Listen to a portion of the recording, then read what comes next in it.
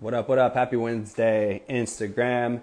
I need to get a better start to these Instagram lives versus hello or happy Wednesday or good morning. Maybe we should have like a song or like a loading page or something like that. Get ready to go live with my boy Jeremy Knight. We just got finished filming for his YouTube channel where we talked about content creation and some other things. And so I wanted to bring him on here so we can do a quick IG live because I think he has an interesting story. Love the fact that he's quick because he just jumped in. Bring him on. Based out of Texas. So I got to meet Jeremy at the Real Mastermind meetup last week. And he's a dope dude. Yes, we got him. We're live. We're here. Jeremy, what's good, man? How are you? Fantastic, man. Good to see you again. Good to see you too. We just got done filming a 45-minute session for your YouTube channel. Yep. For those of my followers who don't know who you are yet, talk to me a little bit about, do a little intro. Yeah, so Jeremy Knight, I'm out of Austin, Texas. I run a small team here, a husband-wife team, but we have other agents on our team. We were one of the first people to make the jump over to Real Broker, and since then it's been insane. So we're doing about 50. This last year did 50 million. This year we're looking at doing 100 million, all primarily from YouTube. So all of our leads come through YouTube. I mean, obviously we have past client referrals and stuff like that, but a majority of our business is all through content on YouTube. Dude, that's bonkers. So first of all, shout out to you doing 50 million just straight off of YouTube. That's huge, right? And I think that there's a lot of people who always talk about video marketing, but they're not necessarily they're just shooting a video and then putting it out there for the world. But you're actually doing YouTube. You have a channel, you go live, you have a show, you have content for Austin, things like that, right? Talk to me a little bit about the what goes into running a successful YouTube channel, not just hosting your videos there, but producing content and running a successful channel. Yeah, I mean, earlier we were talking about batch contenting. I mean, doing a bunch of batch content definitely helps. I try to keep a lot of things a little more current. So talking about Zillow and some of the stuff that's happening. But really with YouTube, I've kept it to 4 different categories. And so I'm talking about Austin, talk about neighborhoods, talk about the news, and then market updates. I don't call them those things. And then, I have another whole bucket that's all about new construction, like the nightmares of telling the nightmare stories from new construction. But yeah, so that's what we did. And the channel's blown up. And like I said, I mean, we're getting on average about 5 leads a day just straight from YouTube. When you say leads, they actually hit you in the DM or did they come in through a CRM?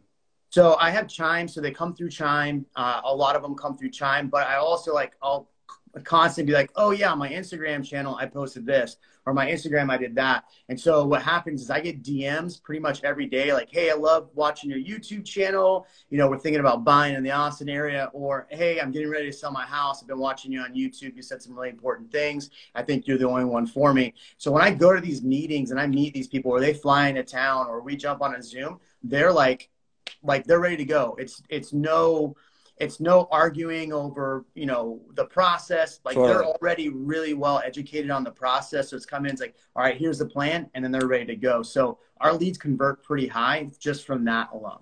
Oh yeah. It's almost like a referral in a sense, because like Tom Ferry, right? People want to work with people that they know, they like, and they trust. And so your video content takes care of all 3 of those things. If they're reaching out to you, they already know who you are. They probably like you and they probably trust you because you're putting out content all the time. Yeah, that's clutch. So you moved. You're doing 50 million. You're going to do more this year. You initially moved. I didn't know this, that you're one of the OG Reels. You were agent 997, right? You said, hell yeah. So I was agent. I don't know what agent number I was. I don't know how to find that out. I was after 5,000, before 6,000. So I'm agent 5,500. We'll say. Yeah, 5,500. That's a good number. So shout out to you. So talk to me a little bit, because you were with another cloud-based brokerage, you were with EXP, and you made that move, right? And so a lot of people, when I joined, a lot of the questions I always got were, why EXP versus Real, right? And so talk to me. You made that actual move. Why Real versus EXP? Yeah, I was one of the first to really make the move. That was part of that content creator ecosystem that we've created. But so I was at EXP. I was doing really well. I hit Icon 5 times, and I had a ton of stock. So when I got shown the model at Real, I thought, okay, this is insane. The last time I said this is a no-brainer, I literally made a ton of money off stock. I made a ton of money just off the brokerage itself. And so when I looked at this and said, well, this is a no-brainer, mind you, I talked to Sheila Dunnigan and Tamir on a Tuesday. Mm-hmm. I moved over Friday. It's bonkers. Yeah, because here's the deal. The last time when I made my move to EXP from KW, I like signed everything. I was ready to go. And then I got cold feet and I waited 2 more months. Had I had moved over when I was going to move over, I would have hit Elite at 50 or 60 cents a share, or sorry, Icon at 50 or 60 cents a share. Dang. Imagine selling that.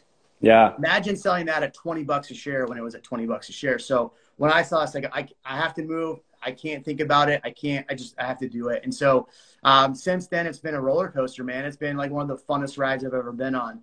We're doing a lot of fun stuff. We have a lot of great agents coming over, and like, it's tough. It's tough not to be like overly excited about it, because then you come off like, oh, this guy is just whatever. But like, I'm telling you, like, every day when we see stuff that's happening in the ecosystem, when we have people doing amazing things, when we see people like you coming over, leaving a great brokerage, it's like, damn, this is exciting. So it's tough to like bottle that excitement, but every day it's pretty exciting, man. So was there one thing specifically, or was it, do you feel like it was like the culture move? Like, was there something, you said you saw the model and you thought it was a no brainer, but we kind of know like that the financial version of the model are fairly similar with EXP and Real. It's almost similar. to the T, like the, you know, we're a little bit cheaper, like in some of the fees and stuff like that. But for the most part, it's very similar. So what was it that specifically you saw, or was it just a culture shift and you wanted to get in earlier?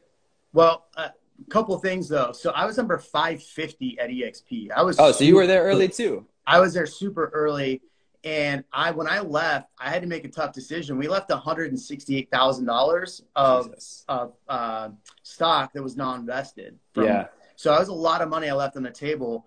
When I looked at the model, the fees thing is great, right? No monthly fees, low fees, Chime is great. When I looked at the technology part of it, I was like, yes, because I got tired of the other technology. This didn't work for me. I mean, it might work for some people. It's great. Didn't work for me. When I saw the tech, I was like, okay, the tech is great. The app's great. The agent app is great. How everything's laid out. And then hearing the vision from Tamir of what he's wanting from the brokerage, it was something I could get on board with. For sure. So talk to me a little bit about, so you've been there early, so I'm not going to say like how it's been so far, but obviously you seem pretty stoked on it, right? So you're still pretty optimistic about the growth trajectory? Yeah. I mean, look, you know, there's going to be road bumps along the way, right? Every brokerage that's in the middle of massive growth is going to run into roadblocks. What I love about where we are and what we're doing is that when those roadblocks come up, there's not this, no, we're not going to listen to your feedback. There's, hey, we're trying to come up with a plan for this. What is your input as agents? Because the reality is that the agents run the business.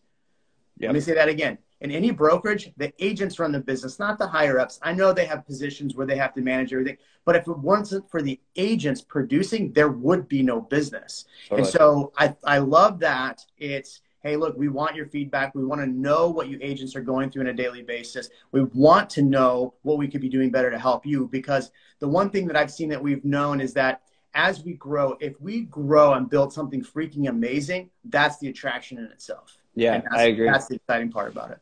Yeah, I agree. I mean, it's tough to quantify or say specifically what it is when you're talking about the culture, the creator culture, and then the people, without it just sounding like a cult or something like that. But there's just something about the people that you feel that there's something brewing, there's something growing there. Yeah. And it's just something that as a small business owner, or individual contributor, small team leader, whatever, you want to be around that. You know what I mean? It's just good for your business. It's good for your business to be around that type of atmosphere. I appreciate you taking time. Obviously, I like to keep these things fairly short. What's one last thing you want to leave the peeps with? Man, if you're in a position where you're looking at moving brokerages, I highly recommend you do your due diligence and find a brokerage that's going to fit all of your needs. And that's it. That's not a sales pitch for real. It's just, look, we're in the middle of a shift. People are freaking out. You have to align yourself with where you're seeing growth and where you can grow as an individual. And I think that's the most important thing for any agent, is to continue to grow, because it's great to plateau and be great, but you could have reached a little bit higher. Who would love to make an extra $150,000 a year? Who would love to make another extra $1 million a year? All you had to do was reach a little bit higher. Still, M. Jones said, so reach up that arm and let's do some fun stuff. I love it, man. I really appreciate you taking out some time, and check out Jeremy's YouTube channel. We just went live today, so I don't know if that's posted there, if that gets edited, but it's but we just did a cool 45-minute interview on there, and he's got some dope video content, especially if you're heading out to the Austin area. That's right. Jeremy, thank you so much, man. It was a pleasure chatting with you. Man. Thank you. Appreciate it. All right. Bye.